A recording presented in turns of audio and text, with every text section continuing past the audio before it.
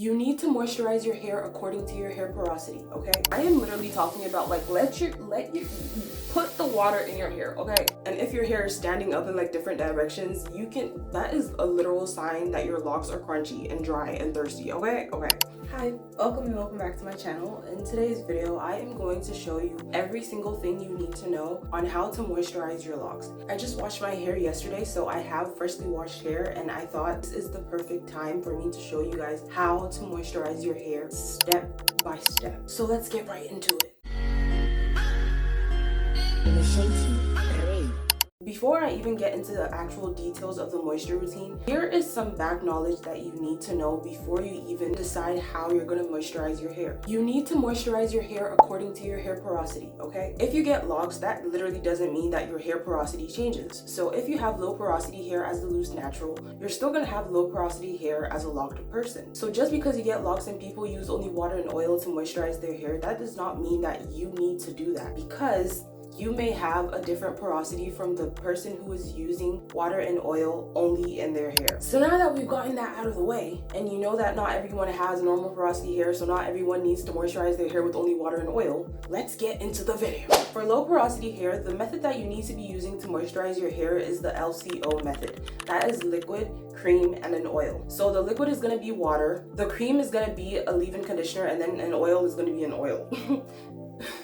And for high porosity hair, you're going to use the LOC method. That is the liquid, the oil, and the cream. So now you're probably wondering, how do you know if you have low porosity hair or high porosity hair? If you have low porosity hair, your hair takes forever to get wet and it takes forever to get dry. I washed my hair yesterday. I used a blow dryer on my head yesterday, and my hair is still not like crispy dry or anything, and I haven't even put water in my hair today. So basically, when you put moisture in low porosity hair, it takes a while before it comes out. But for high porosity hair, moisture gets into the hair really quickly. So like if you put water in your hair, it's gonna get wet really quickly, and at that same time it's gonna dry out really quickly. So I think high porosity hair is like the hardest porosity to have, because you need to be on top of the moisturizing routine. Another way you can check for your hair porosity is to use the water glass test. You can take a glass and then take some water and then just pour it into the glass. You're gonna make sure that your hair is completely clean, and then you're gonna take like a strand of hair strand that is like falling out, I don't know, or you're just gonna pull the strand out.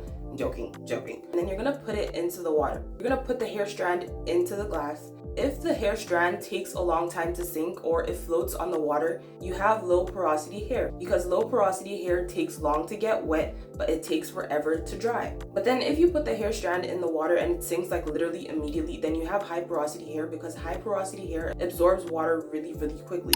Although that is another way for you to test your hair porosity, the best way to actually know your hair porosity is by paying attention to like your wash days. Like how long does it take for your hair to actually get wet, and how long does it take for your hair to actually get dry? So now we're done with all the backstory, how to determine your hair porosity, and now you have figured out what your hair porosity is. Now I am going to show you how to moisturize your hair with low porosity and with high porosity, but I'm not going to do the high porosity on my hair. I'm just going to say the alternative way to do it when I'm doing the low porosity routine. Okay, you know by now that the base of any moisture routine is water. I'm just going to start out by spraying my hair with a lot of water.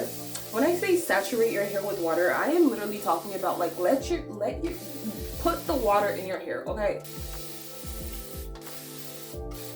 Once the water is in your hair, make sure to squeeze that water in, especially if you have low porosity hair. The next step after water would be a hydration mist if you have high porosity hair. I say this because, again, high porosity hair tends to get dry really quickly. So a hydration mist would add extra moisture to your hair. I have low porosity hair, but I can still use a hydration mist, but you don't necessarily need to use it. So I'm just gonna go in with a little bit of the hydration mist.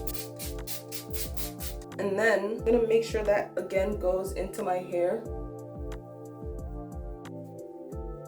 After the hydration mist, the next thing you're gonna do if you are dealing with a dry scalp or if you have dandruff is to go in with your dandruff treatment. And I use sulfur 8. You can use this all day Locs braid spray. These two are like really good to help keep your scalp fresh and to prevent your scalp from getting really dry. You can't put like leave-in conditioner on your scalp because it's literally gonna cause buildup. I'm gonna use the sulfur 8 today. Just make sure that my scalp is staying fresh. Once you put that on your scalp, make sure to rub it in. Another thing you can use if you have dandruff is this sulfur 8. When you use the sulfur 8 spray, you don't necessarily have to use this. This also makes sure that your scalp is not going to get dry and then start flaking up. There is a difference between a dry scalp and product buildup. Product buildup comes from using like too many oils in your scalp. Dandruff and like a flaky scalp comes from your scalp being dry. You guys need to focus on taking care of your scalp as well as like your locks. So the next step is a leave-in conditioner. So if you have high porosity hair, I would recommend using a spray and leave-in conditioner that is like a little bit creamy but like not too thick. Even if you can't get a spray and leave-in conditioner, you can literally use your regular leave-in conditioner and dilute it with a ton of water and like use that to spray it in your hair to prevent your hair from getting buildup. I have been using leave-in conditioner since like the beginning of my lock journey, and it did not slow down the locking process. I don't know who came up with that. The one I'm using today is from Cream of Nature. It's their 7-in-1 leave-in treatment. This leave-in conditioner runs like very thick and creamy, but not as thick and creamy as like a lotion or anything. So you still need to dilute this before you use it, and I diluted it a lot. So you can spray it directly on your hair, or you can put it in your hands and then rub it on your hair.